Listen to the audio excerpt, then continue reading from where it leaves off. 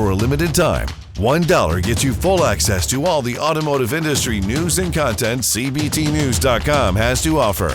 CBT News. Subscribe today.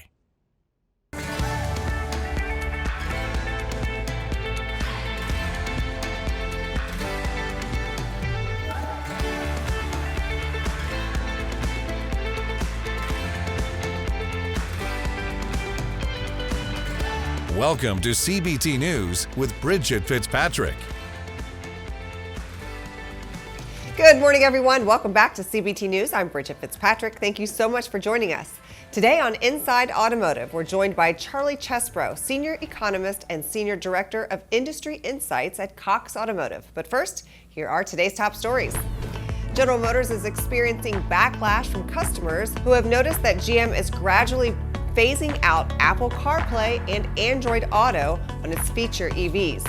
According to the automaker, it's switching over to an in-dash infotainment system based on the Google Android Automotive platform. The harsh response to GM's decision last month quickly spread through social media, with some consumers declaring they wouldn't be purchasing vehicles without the iPhone technology, leading to several industry experts anticipating GM may lose customers. In order to compete with Tesla, investment banking firm Piper Sandler believes Rivian needs to address its funding headwinds. The firm is set to lower its price targets for Rivian to $15 per share from $63 per share. According to analysts Alexander Potter, quote, "We still like Rivian's strategy, which uses vertical integration to capture lucrative after-sales revenue, but the problem is that it's an expensive strategy."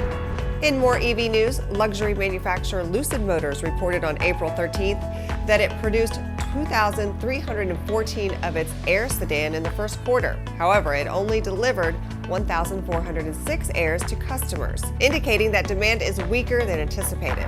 Another hint that the Air's demand may be weak comes from late March, when the company cut roughly 18% of its workforce. The automaker is set to report its full Q1 results after the U.S. markets close on May 8, 2023. Wrapping up our coverage for the first time this year, U.S. factory production fell short in March due to weaker capital goods orders. According to the Federal Reserve, the 0.5% decrease in output last month follows a revised 0.6% increase in February. Economists surveyed by Bloomberg outlined how they anticipate manufacturing production would fall by 0.1%, while total output would increase by 0.2%. Don't go anywhere. Coming up next is Charlie Chesbro, Senior Economist and Senior Director of Industry Insights at Cox Automotive. We'll be right back.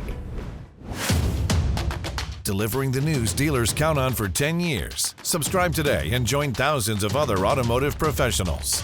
CBT News, 10 years strong.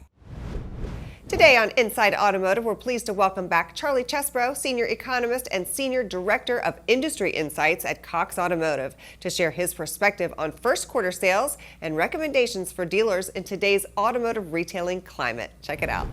So with the first quarter of sales in the books, what did you see in the data that could be encouraging or worrying sign for the industry as a whole? Well, I think most analysts were pretty surprised with how good March sales were, that they came in. And in fact, the first quarter as a whole, I think, was a bit surprising for everybody. We finished up about 8% on a year-over-year basis. And I think a lot of people were expecting sales to be facing a lot more headwinds than they were. Yeah. And with interest rates as high as they are, consumers out there are on their car loans alone are spending at least 3 percentage points higher on that loan over the last year. Sure. But it doesn't seem to be holding back the market. And so sales were quite strong. And I think one of the things that we're learning is that inventory really was a big issue holding back this market. And the fact that inventory has returned so much is probably one of the main contributing factors that's been lifting sales this year. Sure. What would you say are some of the other contributing factors to the improvement in sales seen so far this year? And what's needed to push sales volume even higher? Well, I think clearly the products themselves and the buyers that we have in the market today, I think are really kind of some of the key drivers we have to consider. We have a more affluent new vehicle buyer today. The subprime buyer, the lower income buyer has left the new vehicle market. They can no longer afford these monthly payments.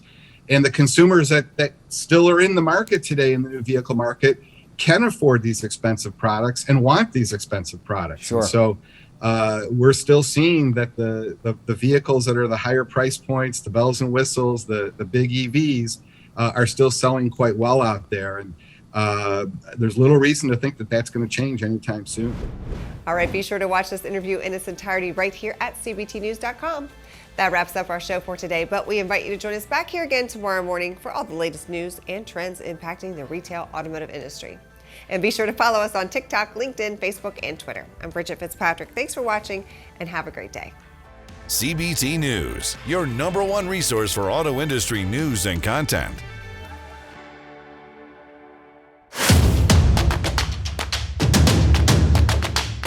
Join the #1 most watched newscast in the automotive industry. CBT News. Subscribe today.